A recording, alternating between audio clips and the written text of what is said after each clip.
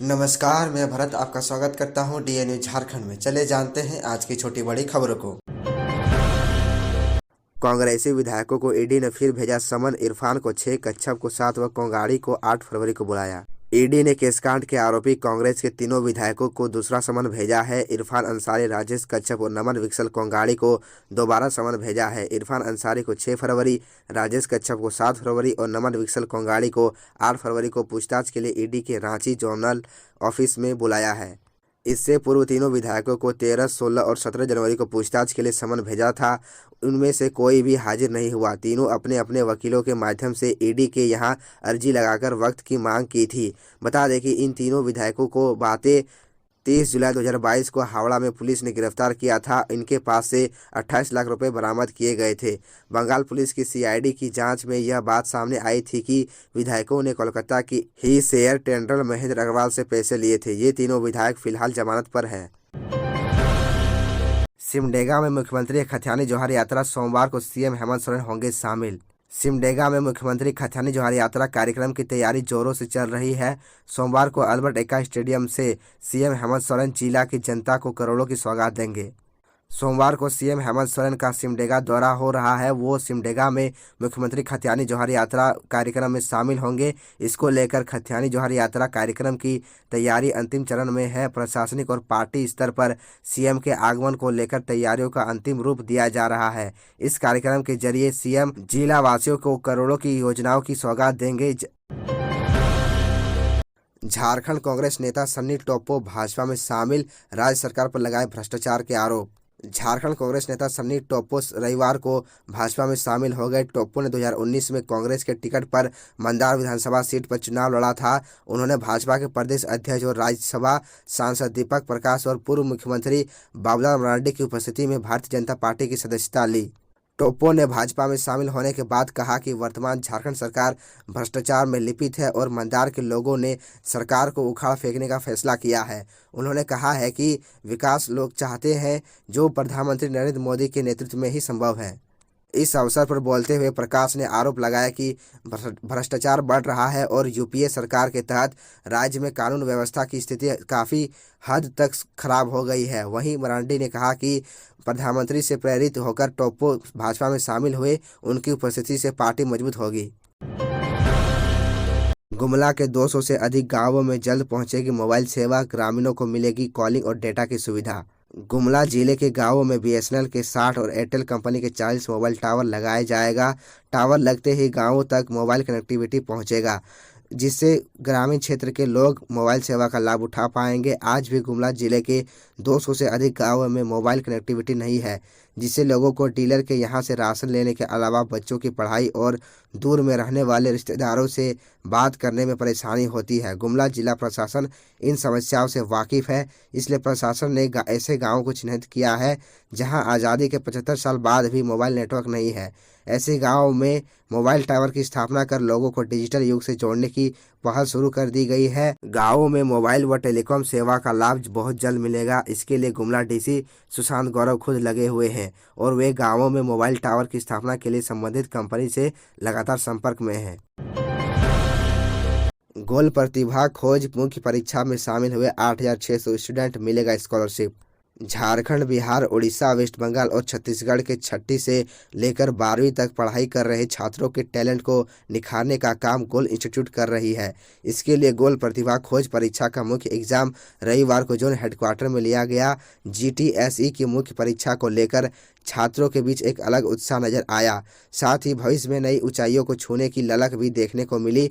मालूम हो कि गोल इंस्टीट्यूट की ओर से यह परीक्षा प्रत्येक वर्ष आयोजित की जाती है, जिसमें साइंस में रुचि रखने वाले स्टूडेंट भाग लेकर अपनी प्रतिभा को जांचते हैं। साथ ही गोल संस्था का दिशा निर्देश पाकर अपने सपनों को साकार कर रहे हैं। झारखंड के धनबाद में फिर धंसी जमीन, हादसे के वक्त मौजूद थे 10-12 मजदूर, अवैध खनन बनी वजह।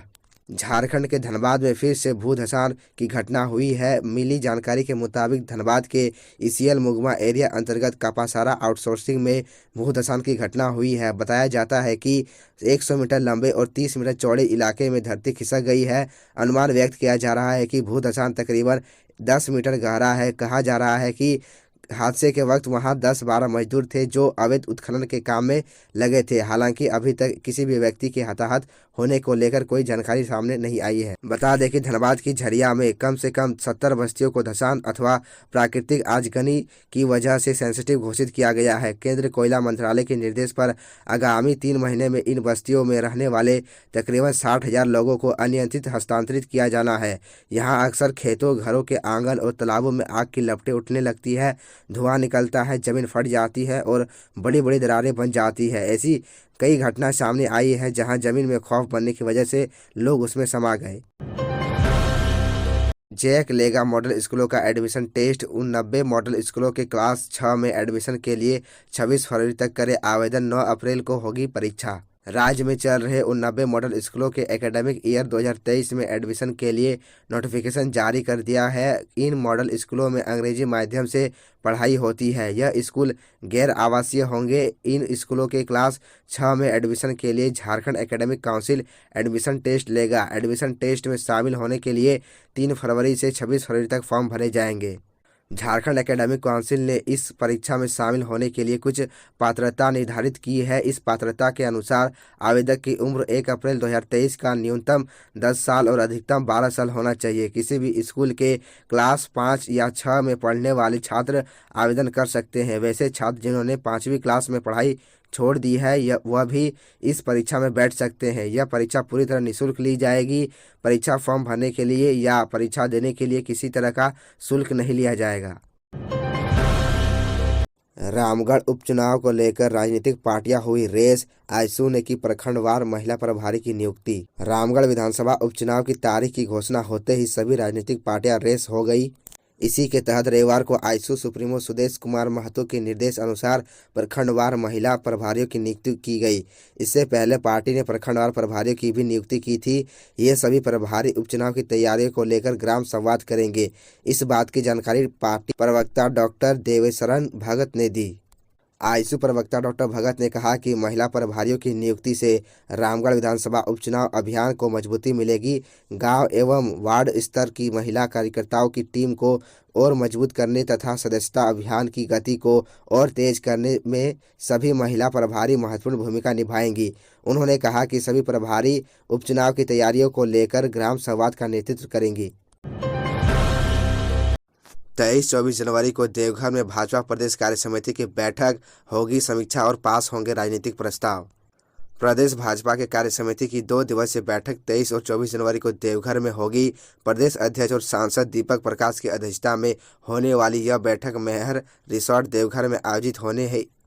बैठक में आगामी कार्यक्रमों की रूपरेखा तैयार किए जाने की सूचना है। साथ ही पिछली बैठक और उसके मुताबिक किए गए कार्यक्रमों और अन्य पहलुओं की समीक्षा भी होगी। 23 जनवरी को सुबह 10 बजे प्रदेश पदाधिकारी की बैठक शुरू होगी। दोपहर 2:30 में कार्य समिति की विधिवत उद्घाटन होगा। अगले दिन 24 जनवरी की दोपहर को 12 बजे इसका समापन होगा। इसी दिन बैठक के समापन के पूर्व राजनीतिक प्रस्ताव भी पास किए जाएंगे। बैठक में विधायक दल के नेता एवं पूर्व मुख्यमंत्री बाबूलाल मरांडी, प्रदेश प्रभारी एवं सांसद लक्ष्मीकांत वाजपेयी, केंद्र मंत्री अन्नपूर्णा देवी सहित क्षेत्रीय संगठन महामंत्री नागेंद्र त्रिपाठी और अन्य प्रमुख नेताओं का मार्गदर्शन पार्टी कार्यकर्ताओं को मिलेगा। उधर प्रदेश कार्य समिति की बैठक को लेकर पार्टी के संगठन महामंत्री करमवीर सिंह 21 जनवरी से देवघर से जमे हुए हैं। तो यह थी झारखंड की टॉप बड़ी खबरें और इसी तरह झारखंड की छोटी सी बड़ी खबरों को देखने के लिए आप हमारे चैनल DN न्यूज़ झारखंड को सब्सक्राइब कर ले और बेल आइकन को प्रेस कर ले, जिससे आपको झारखंड की हर छोटी बड़ी खबरों के अपडेट आप तक पहुंचता रहे। तो आज के लिए इतना ही। हमें दीजिए इजाज़त। फिर मिलते हैं आपसे अगले वीडियो में।